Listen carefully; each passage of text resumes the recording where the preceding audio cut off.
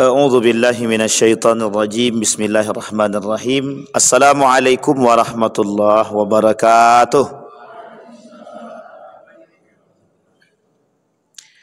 Alhamdulillahirabbil alamin. Alhamdulillahilladzi an'ama bi ni'matil iman wal islam bihima tatimmus salihat. Asyhadu an la ilaha illallah wahdahu la syarikalah. Wa ashhadu anna Muhammadan abduhu wa rasuluh la nabiyya ba'd. Allahumma salli wa sallim wa barik ala hadzal nabiyil karim. Allahumma salli ala Muhammad wa ala ali Muhammad fil alamin innaka Hamidum Majid.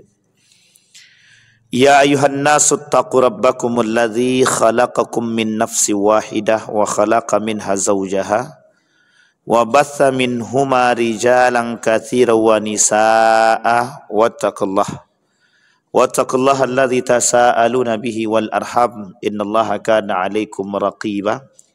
Wa qala Allah ta'ala ya ayyuhalladzina amanu taqullaha wa qulu qawlan sadida yuslih lakum a'malakum wa yaghfir lakum dhunubakum wa may yuti'illaha wa rasulahu faqad faza fawzan 'azima. Puji syukur kehadiran Allah dengan mengucapkan Alhamdulillahirabbil alamin. Berselawat kepada Nabi dengan mengucapkan Allahumma salli ala Muhammad wa ala ali Muhammad fil alamin innaka Hamidum Majid. Bapak Ibu sekalian yang berbahagia, mudah-mudahan Allah melimpahkan rahmat dan karunia-Nya kepada kita semua. Allah berkahi, Allah sehatkan, Allah kuatkan kita semua. Allah jadikan kita orang-orang yang selalu bersyukur akan segala nikmat-Nya. Kemudian Allah jadikan rumah tangga yang sakinah mawaddah warahmah, anak-anak yang saleh dan salihah. Kita semua insyaAllah husnul khatimah dan istiqamah dalam kebaikan dan ketaatan. Amin ya Rabbal. Baik Bapak Ibu sekalian yang berbahagia, kita lanjutkan kajian kita Bapak Ibu tentang persoalan penyimpangan akidah. Persoalan penyimpangan akidah ini memang persoalan yang remeh-temeh tapi berat. Nah, itu gimana maksudnya itu? Ringan tapi berat. Karena persoalan akidah ini atau pendangkalan atau penyimpangan akidah ini sampai kapanpun tak akan selesai. Dan akan terus terjadi perkembangan dalam pendangkalan dan penyimpangan akidah. Saya ambil contoh pada masa dahulu dalam sejarah. Syekh Ramadan Al-Buti itu menyampaikan ada 3 gerakan aliran sesat yang sengaja dibuat oleh Inggris. Itu sengaja dibuat, sengaja. Ada 3 gerakan aliran sesat yang sengaja dibangun oleh Inggris untuk melawan Islam itu sendiri dari dalam. Dia kalau dari luar itu enak, jihadnya enak. Orang kafir, Islam semangat jihad. Sekali perintah jihad, jihad semua. Resolusi jihad kita ambil contoh Kiai Haji Hasyim Al-Asy'ari, cuman perintahkan mengeluarkan fatwa jihad, keluar semua, jihad semua. Itu fatwanya Kiai Haji Hasyim Al-Asy'ari. Bagaimana kalau yang berfatwa itu ulama terbesar di dunia? Wah, itu semua setuju. Nah, itu kalau musuhnya zahir. Makanya kalau kata ulama-ulama Nahdliyin itu, perang jihad di akhir zaman itu jihad yang harus ditampakkan. Tapi bukan jihad dalam urusan perperangan gitu. Tapi betul-betul berjihad melawan pola pikir. Karena sistem pendangkalan akidah itu terjadi secara terstruktur, masif terstruktur. Dan ini banyak kasusnya Bapak Ibu, pendangkalan akidah begini, penyimpangan. Kemarin kita sudah bahas poin pertama daripada penyimpangan akidah itu.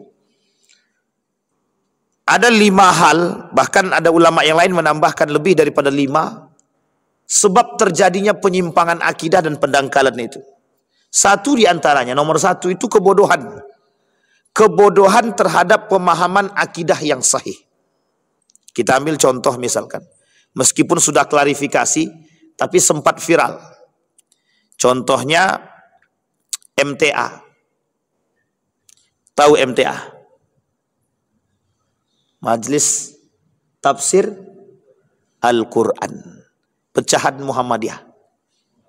Dulu dari Muhammadiyah itu keluar orangnya, bangun sendiri. Itu deklarasinya aja di Sportorium Muhammadiyah. MTA ini sempat dulu rame dan diperbincangkan di khalayak ramai sampai banyak yang turun tangan, termasuk Majelis Ulama Indonesia, tentang persoalan pemahaman mereka terhadap dua binatang yang diharamkan. Satu guguk, yang kedua khinzir. Nah, itu susah mentafsir membahasakannya. Satu dia dog lah, apa nama, kalbun. Yang kedua khinzir. Tahu khinzir, Pak? B1, B2. Sampai mereka berani mengatakan dari sebagian kalangan itu, tapi sebelum klarifikasi ya. Setelah klarifikasi mereka sudah membenarkan pemahaman itu. Kata mereka bahkan kalau cacing pita tuh, kalau sudah dibersihkan cacing pitanya yang menyebabkan keharamannya, maka hilanglah keharaman itu. Jadi penyebab keharaman itu adalah cacing pita. Penyebab B1 itu. Diharamkan itu adalah cacing pita. Jadi kalau dibersihkan cacing pita itu selesai. Bersih. Oh bukan, jangan salah Pak. Ini pemahaman yang tenar ketika itu. Banyak kalangan-kalangan sarjanawan mencoba memahami konsep ini. Benar. Kan penyebab, pasti ada sebab kenapa diharamkan. Gitu dia pola pikirnya. Kan ada sebab kenapa diharamkan. Setelah dicari tahu, ternyata disebabkan pengharaman adalah cacing pita. Ya tinggal bersihkan, kata mereka. Kalau sudah dibersihkan cacing pita, berarti kan sudah boleh. Makanya apapun yang berkaitan dengan B1 dan B2 ini, yang apa penyebab keharamannya, sehingga bermunculan tafsir yang lain, pemahaman yang lain dari gaya berpikir yang sama. Apa itu contohnya? Sesuatu yang sudah dibersihkan dari yang haram tadi itu dibolehkan. Kulit babi, minyak babi, dan lain sebagainya. Itu diperbolehkan. Coba lihat sekarang, makanan mana yang tidak pakai campuran minyak babi? Sedikit sekali. Banyak yang menggunakan makanannya pakai campuran minyak babi. Enak gitu deh. Karena memang berbeda gitu deh. Pakai minyak babi itu lebih terasa nikmatnya ketimbang tidak gitu deh. Coba bayangkan tuh. Kembali kepada poin. Ini persoalannya apa? Tafsir. Kata Syekh Ramadan Al-Buti, 3 gerakan atau aliran yang sesat yang muncul yang disebabkan kemunculannya atau memang sengaja dibuat oleh Britani Inggris. 1. Ketika itu namanya Britani. Yang pertama namanya Ahmadiyah. Ahmadiyah ada muncul di India. Yang kedua Bahai, muncul di Mesir. Yang ketiga Wahabiyah, Muhammad Abdul Wahab Rustum. Itu muncul di Saudi. Itu kata Syekh Ramadan Al-Buti sengaja dibuat 3 golongan itu. Dan tujuannya untuk menyesatkan. Kita lihat nanti Bapak Ibu. Betul nggak itu? Dampak daripada kebodohan pemahaman akidah yang sahih di tengah umat muslim hari ini. Kita ambil contoh. Mirza Ghulam Ahmad, pimpinan daripada Ahmadiyah. Di mana? Di India. Pada tahun berapa Bapak Ibu? Ada yang tahu Bapak Ibu? Pada tahun berapa Mirza Ghulam Ahmad ini? Di India itu. 1839. 1839 terkenal Ahmadiyah. Salah satu aliran atau ajaran yang disampaikan adalah bahwa diri dia adalah nabi yang paling utama. Nabi Muhammad itu bukan nabi terakhir. Bahwa Ahmadiyah Mirza Ghulam Ahmad ini adalah salah satu nabi yang paling utama. Dan itu Bapak Ibu, dampak daripada kita tidak memiliki akidah yang sahih. Kalau kita tak memiliki akidah yang benar, maka kita akan mengikuti paham Ahmadiyah. Akan mengikuti. Kenapa? Ketidaktahuan kita tentang nabi yang terakhir, betul-betul terakhir. Allah berkata bahwa Nabi Muhammad akhirul anbiya, nabi yang paling terakhir, tidak ada lagi nabi setelahnya. Bagaimana orang tahu? Belajar, Pak. Harus belajar. Kalau mereka tak belajar, kebodohan. Makanya orang yang mudah mengikuti daripada ajaran-ajaran sesat ini, kata majelis ulama, banyak yang mengikuti ajaran sesat ini. Penyebab pertamanya itu kedangkalan dan kebodohan dalam memahami akidah itu. Ini zahir, Pak Ustaz. Ya, memang ini yang paling jelas. Dia masih ada yang lebih tak jelas lagi, yang abu-abu. Kalau dah masuk dalam konsepnya itu. Kita ambil contoh tadi. Seperti Bahai. Bahai itu Bapak Ibu, pada tahun berapa itu? Menteri Agama sebelum Yakult ini siapa namanya? Lukman Saifuddin. Lukman Saifuddin apa Lukman Hakim? Itulah pokoknya. Pokoknya Lukman. Bukan Lukman Hakim, Lukman Saifuddin kalau nggak salah. Jadi Lukman ini, Menteri Agama ini, punya ide menghapuskan kolom agama. Terindikasi ternyata setelah bertemu dengan 3 golongan. 1, Ahmadiyah. Yang kedua, Al-Jami'ah. Yang ketiga, Syiah. Setelah ketemu itu, oleh para pengamat itu, muncul kebijakan menghilangkan kolom agama di KTP. Coba dibayangkan kalau seandainya kolom agama itu benar-benar dihilangkan. Jadi semua orang itu akan kebingungan. Yang paling untung itu siapa? Ada namanya penganut kepercayaan. Jadi orang zaman dahulu itu Bapak Ibu, mereka tidak beragama, tapi penganut kepercayaan masa dulu. Sehingga kemarin nuntut kepada pemerintah, kenapa kami tidak dimasukkan dalam kolom agama? Agama yang terdaftar itu Islam, Kristen, Hindu, Buddha, Konghucu. Tambah satu lagi sekarang Bahai namanya. Itu pada masa Lukman itu. Itu 6. Kata mereka protes. Loh, kami orang yang pertama kali, agama pertama kali, kepercayaan pertama sekali, kok kami nggak dimasukkan dalam undang-undang bahwa agama resmi? Karena waktu itu bukan agama, kepercayaan penghayatan. Kepercayaan penghayatan itu. Dan itu kepercayaan dan penghayatan ini, itu sebelum adanya negara Republik Indonesia. Mereka nuntut, Pak. Nuntut untuk dimasukkan dalam kolom agama. Dalam kolom KTP. Bahwa mereka itu agama. Itu bukan agama, kepercayaan. Dan masih ada Bapak Ibu. Masih ada yang menganut seperti ini, masih ada. Salah satunya orang-orang yang tinggal di pedalaman. Itu masih ada. Nah, kembali kepada poin tadi Bapak Ibu. 3 golongan. Itu disebabkan karena kebodohan. Atau disebabkan karena kelebihan yang tidak berdasarkan pada ilmu yang mumpuni. Kita ambil contoh.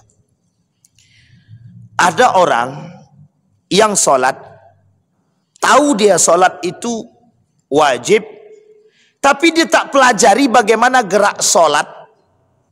Tidak dia pelajari gerak sholat. Sehingga yang terjadi apa? Kira-kira sholatnya bermanfaat apa tidak? Benar apa tidak? Kalau yang tak tahu gerakan sholat. Dan itu ada alirannya. Sholat tanpa busana, sholat tanpa gerak, sholat pakai hati. Itu ada alirannya Pak. Kami temukan itu. Aliran-aliran seperti ini saya temukan. Dia tak sholat pakai pakaian sehelai benang pun. Dia sholat di rumah saja. Suami istri sholat di rumah tanpa sehelai benang pun. Pemahaman yang mana? Untuk menyatakan bahwa semua pakaian itu pada hakikatnya kotor. Jadi perlu ada kesucian. Nah, untuk mensucikan itu lepaskan pakaian.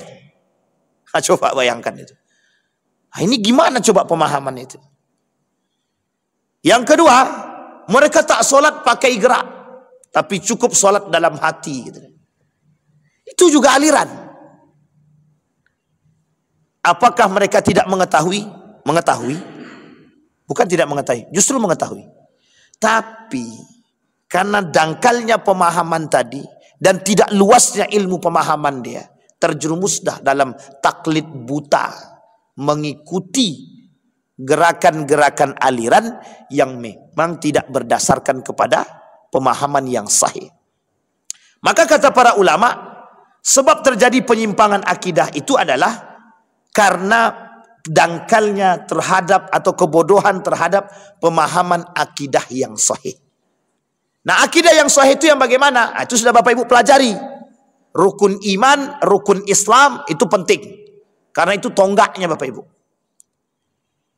Kalaulah rukun imannya itu ditambah, ya sudah tak bisa lagi. Kata Syiah bisa. Kata Syiah bisa. Kenapa Syiah itu terindikasi aliran sesat? Karena dalam pemahamannya ada tambahan. Satu Imam 12, tambahan kedua Ali bin Abi Thalib. Dan mereka secara akidah itu sudah salah itu. Bertolak belakang daripada rukun iman dan rukun Islam. Dia kita tolak ukur kita itu Bapak Ibu. Rukun iman dan rukun Islam. Itu yang pertama. Sekarang yang kedua.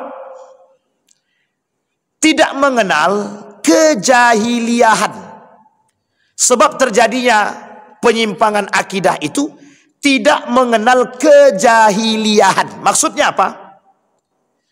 Tidak mengenal karakteristik orang-orang jahiliyah pada masa dahulu.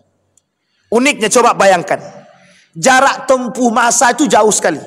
Dari masa baginda Nabi Muhammad SAW 1400 tahun yang lalu. Ketika baginda Nabi 1400 tahun yang lalu sebelum Nabi, mereka nyembahnya apa? Patung, matahari, hewan, pohon, binatang. Sekarang masih ada yang menyembah lautan, pohon, sesajenan, dan lain sebagainya. Itu masih ada. Meskipun sudah berkurang banyak. Tinggal sedikit.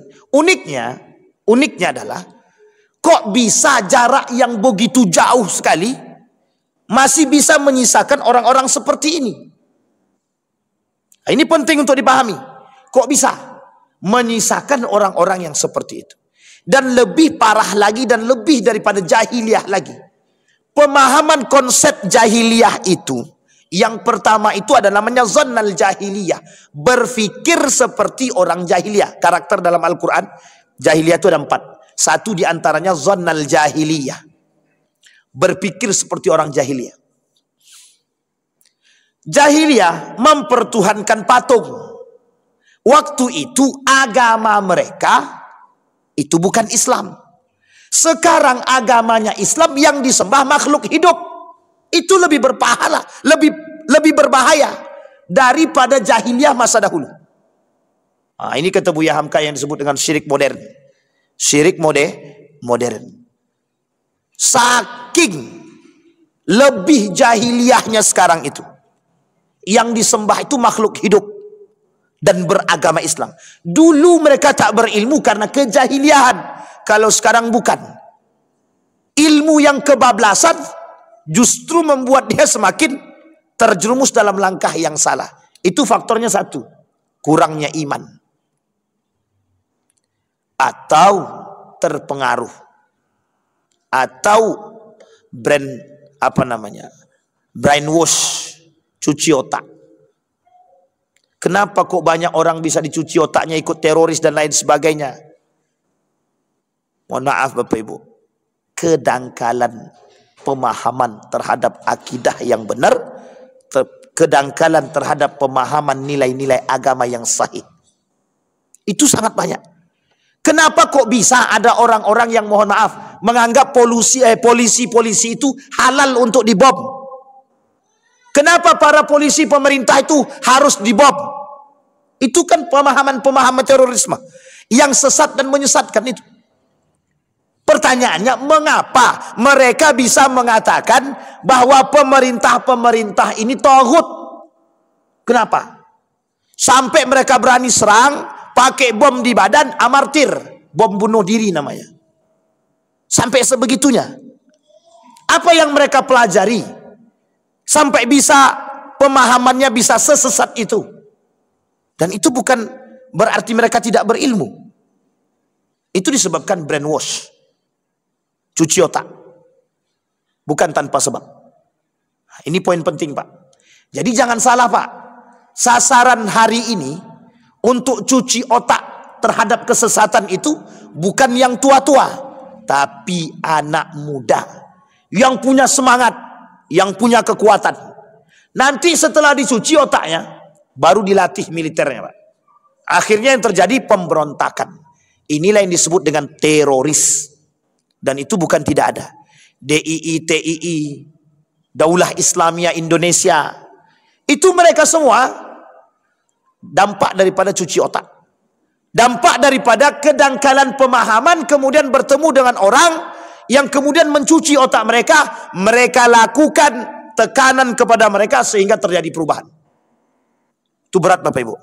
Berat. Makanya hati-hati, Bapak Ibu. Persoalan persoalan aliran-aliran yang sesat ini itu sangat berbahaya. Apalagi di tengah anak-anak muda kita saat ini.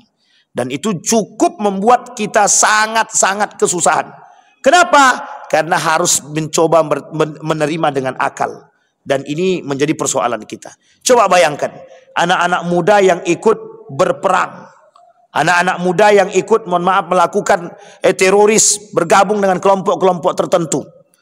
Ada seorang anak muda, dibakarnya ijazahnya. Apa dia kata? Ijazahku ini tak bermanfaat. Itu alumni pesantren ternama itu, Pak. Diambilnya ijazahnya, dibakarnya, Pak. Apa kata ini? Ijazah ini tak bermanfaat. Bergabung dia dengan kelompok-kelompok teroris tadi. Udah lama tapi kasus itu. Akhirnya anak itu kemudian diambil dengan cara berbagai macam cara, kemudian dicuci otaknya lagi, dibersihkan kembali, barulah kemudian sehat. Dan itu butuh waktu 2 tahun rehabnya itu, Pak. Butuh waktu berapa tahun? 2 tahun. Nah, kembali kepada poin tadi. Nah, Bapak Ibu, yang ketiga ada namanya ta'asub dan fanatik. Ini sudah kita sampaikan juga. Fanatik dan ta'asub ini, Bapak Ibu sekalian yang berbahagia. Oh, ini lebih berbahaya ini. Lebih berbahaya. Kenapa disampaikan persoalan ta'asub ini, fanatik ini? Orang hari ini itu bukan ta'asub agama. Ta'asub atau fanatik terhadap golongan, bukan agama. Jadi hari ini tuh orang fanatik itu menganggap kami ini fanatik terhadap agama, Pak Ustadz. Salah. Mereka fanatik terhadap golongan. Kita ambil contoh. Malam hari ini saya ingin angkat Ahmadiyah. Ahmadiyah itu, Bapak Ibu, pengikutnya ratusan ribu. Di mana tempatnya? Di India. Lahirnya di India. Bayangkan Mirza Ghulam Ahmad ini cuma tinggalkan begini saja tangannya. Itu rebutan manusia itu. Lautan manusia yang pengen cium tangannya itu. Coba bayangkan. Apakah mereka fanatik terhadap Mirza Ghulam Ahmad atau terhadap agamanya? Mana yang benar? Mereka ta'assub atau fanatik bukan kepada Mirza Ghulam Ahmad, tapi bukan kepada agama, tapi lebih kepada Mirza Ghulam Ahmad. Karena Mirza Ghulam Ahmad dianggap punya kelebihan. Karena dianggap punya kelebihan, inilah kemudian yang menjadi persoalan. Sehingga Bapak Ibu, asabiyahnya atau fanatisnya atau fanatiknya bukan kepada ajarannya, lebih kepada Mirza Ghulam Ahmadnya. Kenapa Majelis Ulama Indonesia mengatakan kesesatan Ahmadiyah? Lu kalau tak sesat berbahaya, Pak. Indonesia ini negara yang akan dijadikan pusat Ahmadiyah terbesar di dunia. Indonesia.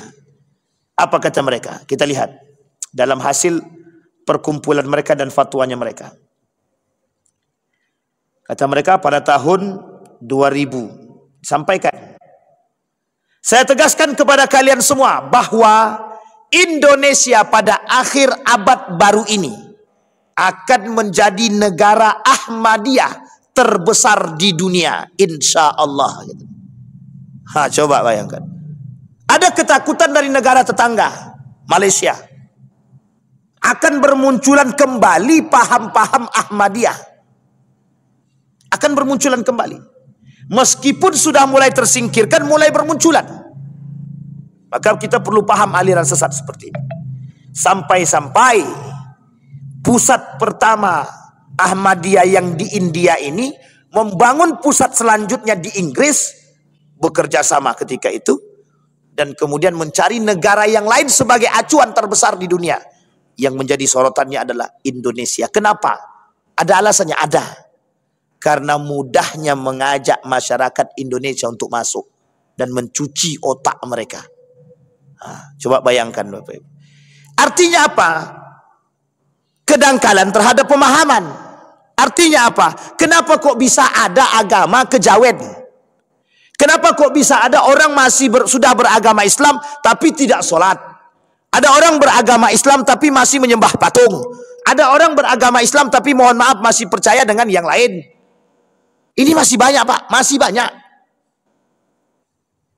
Maka muncul sejarah daripada Islam kejawen itu adalah salah satu dasarnya, yang penting kami masuk ke dalam Islam dulu. Masalah nanti Islam kami benar atau tak benarnya nanti dulu, belakangan. Yang penting kami masuk Islam dulu. Nah, akhirnya masuk Islam. Tapi mereka tak sholat. Sampai-sampai satu kelompok di Jawa itu, mereka sampai berani mengatakan Islam kejawen ini lebih benar daripada Islam yang sekarang. Oh, sampai setegas itu Pak. Ketika dilakukan wawancara di daerah Gunung Kidul itu. Kenapa Bapak masih Islam kejawen? Apa jawaban dia? Islam kami kejawen meskipun tidak sholat jauh lebih benar daripada Islam yang sekarang. Kami berkomunikasi dengan Tuhan. Ha, ini persoalan Pak bagi kita. Menjadi persoalan. Nah, Bapak Ibu sekalian yang berbahagia, dalam sorotan kita hari ini, pendangkalan akidah dengan bermunculnya aliran-aliran sesat itu menjadi perhatian kita semua.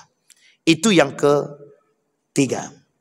Sekarang kita lihat yang keempat Bapak Ibu, asabiyah ya, asabiyah.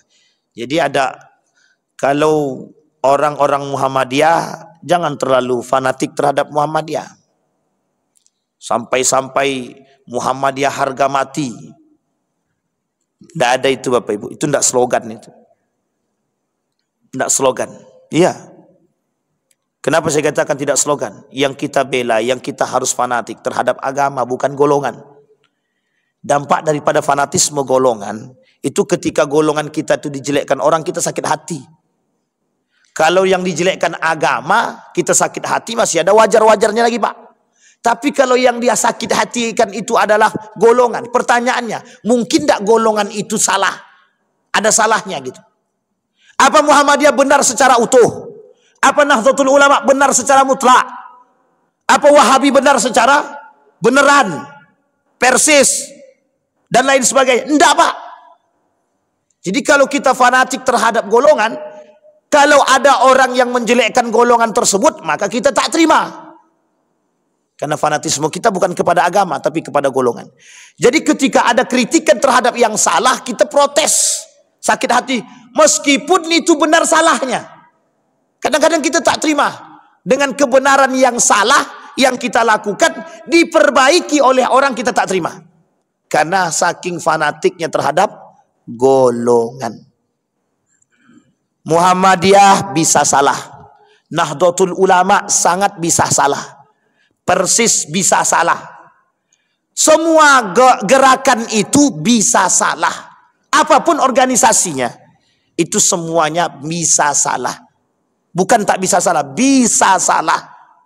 Hanya saja kita bisa ndak menerima kebenaran dari jalur yang lain yang mengkoreksi kesalahan yang kita buat.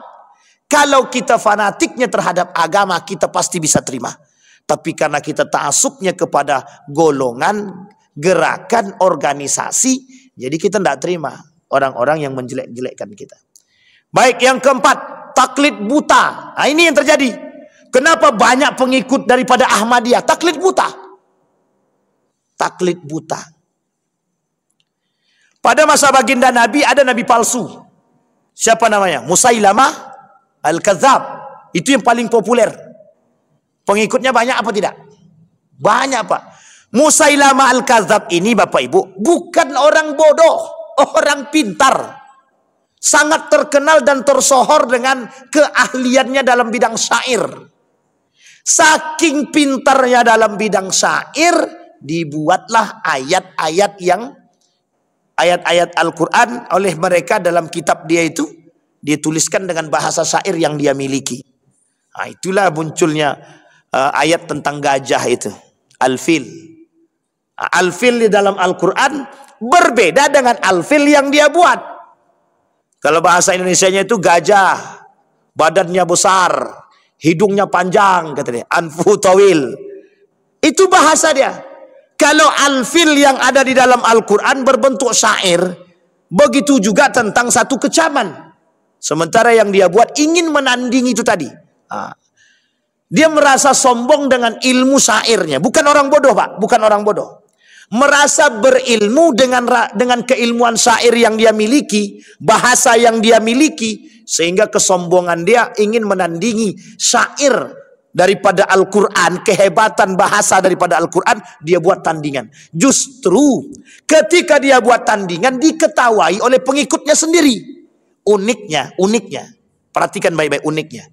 Pengikutnya mengetahui perbuatan dia, tapi justru mengikuti. Itu kan logika terbalik. Kenapa? Fanatisme. Kenapa? Taklid buta. Sama, Pak, dengan kelompok-kelompok yang aliran-aliran sesat sekarang itu. Syiah. Apakah yang menjadi imamnya Syiah ini bukan orang pintar? Pintar. Apakah para imam-imamnya Syiah ini orang yang tidak berilmu? Salah, berilmu. Berilmu mereka, Pak. Pertanyaannya, kok bisa pengikutnya banyak? Karena fanatisme kepada orang, fanatisme kepada golongan, itu yang menyebabkan kesombongan dan keangkuhan. Kedangkalan pemahaman kita terhadap Islam yang sahih, yang benar, itu yang menyebabkan. Kemudian yang keempat itu ada sebab lagi, taklid buta tadi. Karena si Anu itu kawanku, Ustaz, dan dia ikut golongan Syiah, maka aku percaya dengan dia orang baik dan aku ikut Syiah juga. Coba bayangkan. Nih, Pak, mohon maaf, alumni pesantren. Salah satu alumni pesantren terbesar di Indonesia. Berangkat dia ke Iran. Dia katakan ke saya begini. Wan, kalau ndak Syiah, ndak yes. Kalau ndak Syiah, ndak yes. Paham maksudnya, Bapak Ibu? Kau harus pindah ke Syiah. Syiah itu bagus. Hanya orang-orang saja yang berpandangan jelek tentang Syiah. Tahu Bapak Ibu kenapa? Karena dia sekolah di situ. 3 tahun dia sekolah berubah langsung. Apa kata dia? Aku tak mau balik, Wan. Surganya dunia itu ada di sini, kata dia. Astagfirullah. Sampai ibunya stres, Pak. Nelpon kepada kawan dia yang lain, membujuk dia agar dia mau pulang. Tak mau dia balik. Sudah menikmati sekolah di Qum. Artinya Bapak Ibu, itu bukan disebabkan karena kebodohan saja. Kalau sudah temakan air tadi itu susah memang. Kalau sudah merasa nikmat tadi susah. Kalau sudah mendapatkan kepentingan tadi sudah sulit. Sehingga mohon maaf, penyebab yang lain itu adalah ikut-ikutan. Karena merasa kenyamanan dan lain sebagainya. Sehingga artinya mereka terbawa dengan suasana. Maka Bapak Ibu sekalian yang berbahagia, poin-poin yang saya sampaikan itu poin-poin yang penting yang memang terjadi di tengah kita begitu. Yang mudah diikuti. Dan sangat-sangat mudah diterima. Kita ambil contoh yang paling sederhana saja. Bapak Ibu lebih pilih mana? Ibadah dengan mudah atau dengan ribet? Ibadah sholat dengan mudah atau dengan ribet? Pasti orang pilih dengan mudah. Habis sholat nggak usah zikir berjamaah, ngabisin waktu. Misal aja. Itu contoh ya. Sederhana kan? Lebih cepat. Karena dalil Al-Qur'annya ada. Berzikirlah kalian qiyaman wa qu'uda. Kalian boleh berzikir sambil berdiri, sambil duduk boleh. Jadi assalamualaikum warahmatullahi wabarakatuh. Assalamualaikum warahmatullahi wabarakatuh. Langsung berdiri zikir sambil jalan boleh. Lebih cepat apa lebih lama? Kalau nunggu zikir berjamaah, belum lagi zikirnya ada 3. Subhanallah, alhamdulillah, Allahu Akbar. Nanti imamnya tambah pula lagi Allah, la ilaha illallah. Tambah lagi imam doanya panjang, habislah 15 menit. Coba bayangkan. Orang-orang berfikir sehingga daya tarik. Uniknya Pak, kalau kita tahu ilmunya tidak jadi persoalan. Kalau kita tahu ilmunya tidak jadi persoalan. Yang kita tak tahu, yang kita persoalkan adalah kita tidak tahu ilmunya tapi kita ikut-ikutan. Itu persoalannya. Sehingga dengan ikut-ikutan, kalaupun kita ikut-ikutan ada landasan yang kuat yang kita ikuti, tak ada masalah. Yang salahnya lagi, sudah kita tidak tahu landasan yang kuat, ikut-ikutan menyalahkan orang pula lagi. Ini masalah Pak. Saya katakan ini masalah besar. Masalah besar. Dalam semua golongan tidak boleh menganggap diri dia paling benar, itu tidak boleh. Muhammadiyah menganggap diri dia paling benar, tidak boleh Pak. Tapi kalau dia berkata kepada kelompok dia bahwa apa yang dia buat ini benar, ya tidak ada masalah. Tapi kalau mengatakan yang lain itu sesat, seperti yang terjadi di Kampar itu, Muhammadiyah firqah dhalah katanya. Muhammadiyah organisasi sesat, NU sesat, Persis sesat kata dia. Wah, kalau itu udah parah itu Pak. Sudah menyesatkan orang, sudah mengkafirkan orang, sudah menjelekkan orang dan mencela orang lain. Itu yang berbahaya. Nah, ini yang indikasinya di situ Pak. Indikasinya itu di situ. Maka tidak bisa Pak. Nah, poin terakhir yang kelima kata para ulama yang menjadi atau penyimpangan sebab terjadi penyimpangan akidah tadi yang kelima, ghulu. Tahu ghulu Bapak Ibu? Berlebihan. Tidak boleh Pak. Kata Allah dalam Al-Quran, la taghlu fi dinikum. Jangan kalian berlebihan dalam agama kalian. Ingat kalimat ini baik-baik. Ada persoalan, ada Pak. Orang hari ini tuh tanpa ilmu berlebihan dalam beragama. Kita ambil contoh, suami istri bisa berkelahi, bisa mau bercerai hanya karena soal sujud, kaki duluan atau tangan duluan. Itu bisa berkelahi Pak, mau bercerai. Apa kata dia kepada saya? Bahkan mohon maaf, ini kasus kawan saya sendiri. Wan katanya, Ana mau tanya sama ente. Boleh, boleh Nabi lagi itu. Apa? Ana mau beristrikan orang dengan kelompok si A. Sementara Ane ini orangnya beginilah gitu. Itu apa kata dia Wan? Apa? Ane ini orang tidak sunnah kata dia. Karena masih merokok. Oke. Kalau persoalan itu prinsip sebelum menikah silahkan. Misal perempuan yang nggak suka dengan laki-laki merokok, wajar tak wajar? Wajar. Yang menjadi masalah bukan itu. Apa dia kata? Kau ini sudah tak sunnah, melakukan perbuatan tercela kata dia. Islammu nggak benar kata dia. Wah, itu lebih berbahaya itu Pak. Sampai-sampai bisa mengindikasikan orang atau mengidentifikasi orang dengan Islam yang nggak benar. Itu alumni pesantren Pak yang tidak dibenarkan itu. Kawan satu sekolah dibilangnya Islamnya nggak benar. Rukun imannya masih sama, rukun Islamnya sama, nggak ada yang berbeda. Tapi dianggap tidak sejalan dengan mereka. Dan itu frontal Pak. Itu muskilah. Pertanyaannya saya kembalikan kepada kawan saya. Bagaimana pemahaman dia tentang Islam itu? Ketika ditanya begitu dia nggak bisa jawab. Kami menjalankan apa yang sesuai dengan yang dikatakan oleh baginda Nabi Muhammad SAW.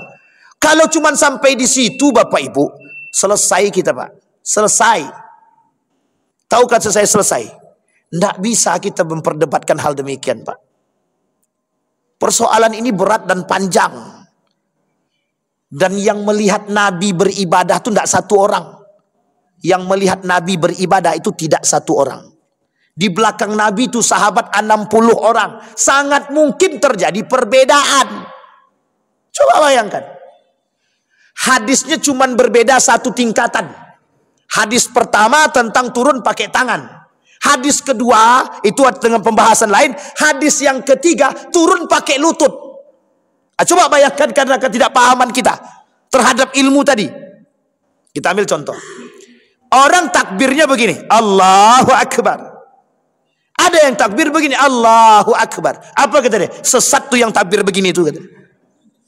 Jangan salah men, sesatkan dulu. Itu kedangkalan pemahaman. Yang lebih berbahaya lagi gulu ini. Apa yang kita sebut dengan bahayanya gulu? Berlebihan. Yang dimaksud dengan berlebihan itu cuma satu, Pak. Cuma satu pemahamannya. Menganggap diri paling benar. Sehingga dampak daripada menganggap diri paling benar, mengkafirkan, menyesatkan, dan membid'ahkan orang lain. Itu yang akan muncul dari pemahaman yang sangat berbahaya itu. Dan ingat Bapak Ibu, pemahaman seperti ini kata para ulama, ini pemahaman yang berbahaya. Sangat berbahaya sekali. Loh, ini kita nggak kemana-mana ya Bapak Ibu ya. Tapi ini poinnya kata para ulama, ghulu. Boleh enggak kita mendalami ilmu agama? Boleh Pak, tak ada salah. Kita tidak dipersoalkan. Bahkan kita ini radikal terhadap agama. Wajib. Radikal terhadap agama itu wajib. Yang dilarang itu radikalisme, ekstremisme. Yang dibenarkan itu radikal. Mendalami ilmu agama itu radikal namanya. Bapak Ibu sholat 5 waktu di masjid, itu namanya radikal namanya. Radikalisme kalau Bapak Ibu mencaci maki orang lain dan menyalahkan yang lain, menganggap kita paling benar, dan yang tidak sejalan dengan kita harus bunuh, kita harus asingkan. Itu yang disebut dengan radikalisme dan ekstremisme. Sampai di sini bisa dipahami Bapak Ibu ya. Ini poin penting. Sekarang 5 poin tadi Bapak Ibu, 5 poin ini akan Bapak Ibu temukan. Maka insya Allah kalau kita bertemu lagi dengan izin Allah, kalau tak ketemu berarti dengan izin Allah juga, akan kita sampaikan poin bagaimana cara kita selamat dan bagaimana cara kita memilah itu. Agar kita bisa tahu mana yang benar, mana yang tidak benar, dan mana golongan-golongan. Tidak semuanya sesat. NU, tidak bisa Bapak Ibu bilang sesat itu. Muhammadiyah, tidak mungkin Bapak Ibu bilang sesat. Persis juga nggak bisa kita bilang sesat. Jamaah tablik, nggak mungkin kita bilang sesat Pak. Selagi rukun Islam dan rukun imannya itu benar. Kita bahas di dalam bukunya Risalah Ahlus Sunnah wal Jamaah karangan Syekh Hasim Al-Asy'ari. Kalau dalam karangan beliau ini agak aman sedikit. Tapi kalau dalam karangan yang lain kita sampaikan, itu agak berbeda sedikit. Jadi karangan-karangan ini juga menjadi poin penting. Buku itu menjadi persoalan juga Bapak Ibu. Oke Bapak Ibu sekalian yang berbahagia, mudah-mudahan ada manfaat bagi kita semua. Fa'tabiru ya ulil absar la'allakum tuflihun. Assalamualaikum warahmatullahi wabarakatuh.